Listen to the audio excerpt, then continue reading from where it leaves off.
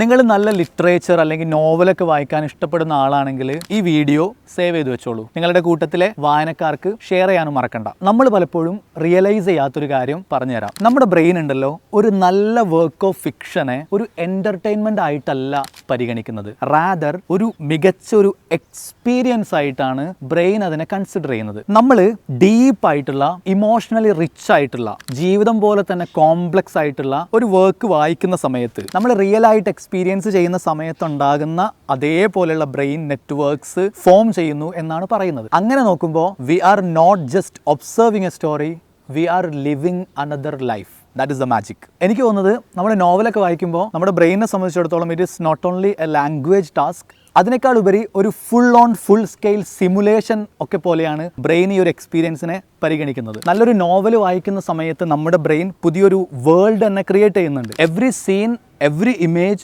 Every emotion is constructed internally. അങ്ങനെ നോക്കുന്ന സമയത്ത് നമ്മളൊരു റീഡർ മാത്രമല്ല, അത് വായിക്കുന്ന സമയത്ത് നമ്മളൊരു ക്രിയേറ്ററും കൂടെ ആയിട്ട് മാറുന്നുണ്ട്. മനുഷ്യരെ കുറച്ചുകൂടെ നന്നായിട്ട് മനസ്സിലാക്കാനുള്ള ട്രെയിനിങ് ഇങ്ങനെ വായിക്കുന്നതിലൂടെ നിങ്ങൾക്ക് കിട്ടും എന്നുള്ളതാണ്. കാരണം you are practising to read the characters. അങ്ങനെ വരുന്ന സമയത്ത് ചുറ്റുള്ള മനുഷ്യരെ കുറച്ചുകൂടെ നന്നായിട്ട് റീഡ് ചെയ്യാനും കൂടെ നിങ്ങൾക്ക് സാധിക്കുമെന്നുള്ളതാണ്. That is why readers think differently. So take a book and read, things will become clearer. ബാക്കി പിന്നെ പറയാം. Please do follow.